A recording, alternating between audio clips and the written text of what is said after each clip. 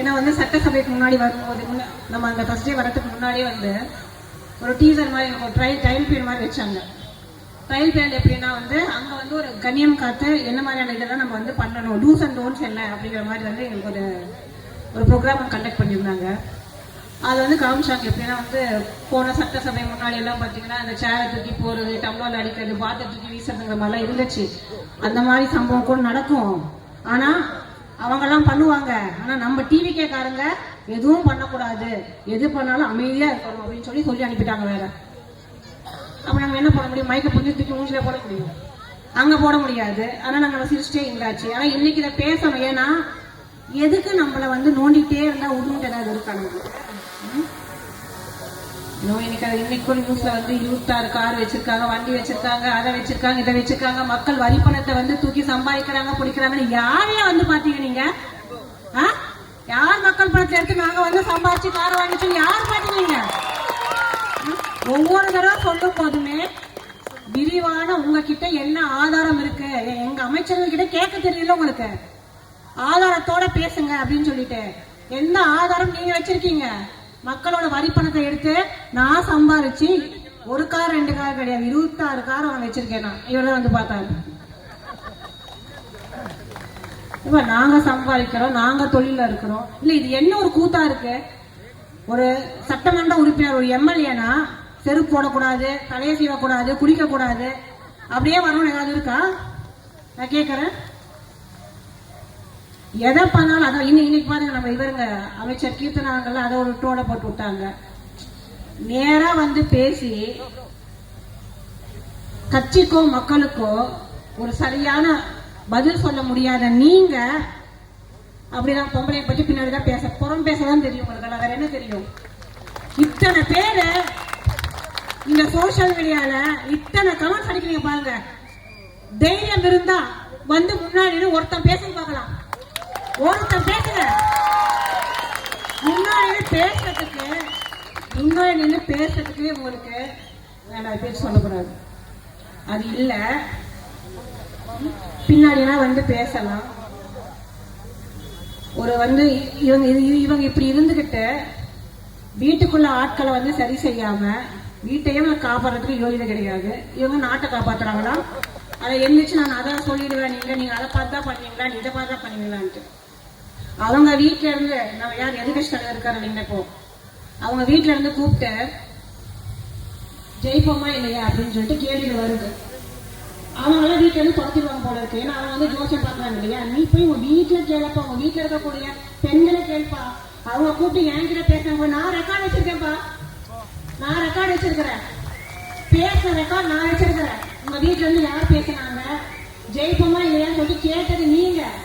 இப்ப இன்னைக்கு வந்து நீங்க வந்து நாங்க நாட்டிகவாதி, நான் வந்து ஜோசியம் ஜாதகத்தை வந்து நாங்க நம்ப மாட்டோம் அப்படிங்கிறீங்க. முதல்ல உங்க வீட்டை கூட ஆட்கள் இருக்குங்க, அப்புறம் நாட்டுக்கு கொஞ்சம் நீங்க அட்வைஸ் பண்ணலாம். பேசாம இருக்கிறோம், பொறுமையா இருக்கும் அப்படின்னா போட்டு நம்மள வந்து நோண்டிட்டே இருக்கிறாங்க. சரி ரைட்டு, இந்த வந்து அழகான பொம்மை அப்படின்னாங்க. இந்த அழகான பொம்மை கொஞ்சம் ஆபத்தான பொம்மை கூட. அதனால தூரம் நின்று மூஞ்சி தெரியாம பேசிக்கோங்க. மூஞ்சிக்கு முன்னாடி நேர்ல வந்தேன்னா அழகான பொம்மை வந்து அப்புறம் என்ன ஆடுங்கிறது அப்புறம் தெரியும்.